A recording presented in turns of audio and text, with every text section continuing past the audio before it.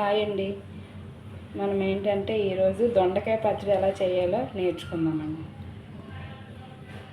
చాలా టేస్టీగా ఉంటుంది. ఇగోండి ఇలా ఆయిల్ వేసుకోవాలి.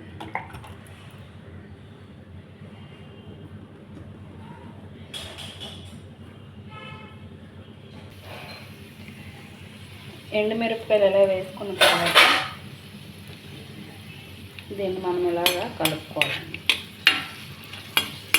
ఎండుమిరపకాయలు వేస్తే టేస్ట్గా ఉంటుంది పచ్చడి.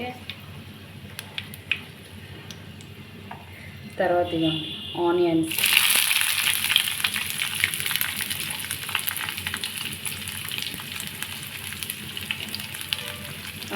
ఇలా వేసుకున్న తర్వాత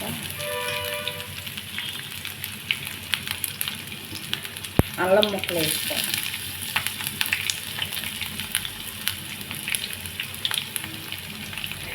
తర్వాత వెల్లుల్లిపాయలు వేసుకోనండి. టేస్ట్ సరిపడా వెల్లుల్లిపాయలు అన్నీ వేసుకోవాలి. జీలకర్ర కొంచెం వేసుకోవాలి.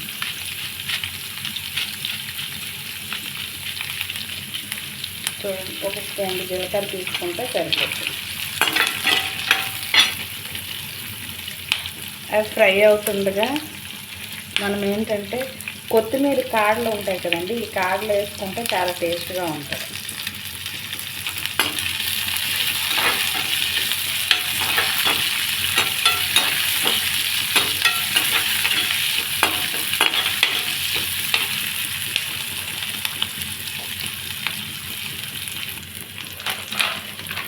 ఇందులోకి ఏంటంటే మసరపప్పు వేసుకుంటే చాలా టేస్ట్గా ఉంటుందండి.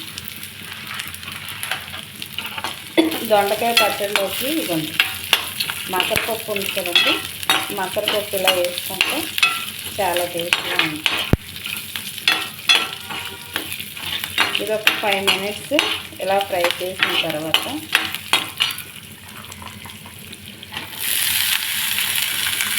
దొండకాయ ముక్కలు ఇలా వేసుకుంటే సరిపోతుంది.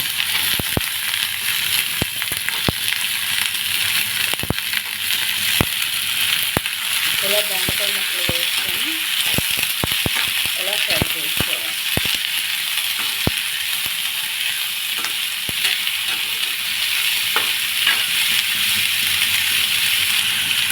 చూడండి ఇలా దొండకాయ పచ్చడి వేసేటప్పుడు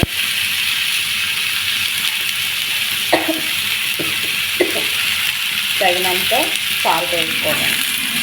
చూడండి దొండకాయ ఇలా వేసేటప్పుడు తగినంత సాల్ట్ వేసుకోవాలి. ఇది బాగా దగ్గరికి మగ్గిపోతుంది కదండి. బాగా వేగిపోయిన తర్వాత దీన్ని ఏం చేయాలంటే మనం చల్లార్చి పచ్చడి పట్టుకుంటే చాలా టేస్టీగా ఉంటుంది. ఎందుకంటే మనం మసరపప్పుతోనే చేస్తున్నాం కాబట్టి. మసరపప్పు ఏంటంటే చాలా టేస్టీగా ఉంటుంది. మసరపప్పుతో చేస్తే చూడండి మసరపప్పు ఎలా వేగిందో. కలర్ చూడండి చాలా బాగుంది కదా కలరు. ఇలాగే వేసేసిన తర్వాత మనం ఏంటంటే మిక్సీ వేసుకొని పచ్చడి చపాతీతో కానీ దేనితో తిన్నా కూడా, అన్నంతో రైస్తో తిన్నా కూడా చాలా బాగుంటుంది. వీలైతే ఒక లైక్ చేయండి, సబ్స్క్రైబ్ చేసుకోండి నా ఛానల్.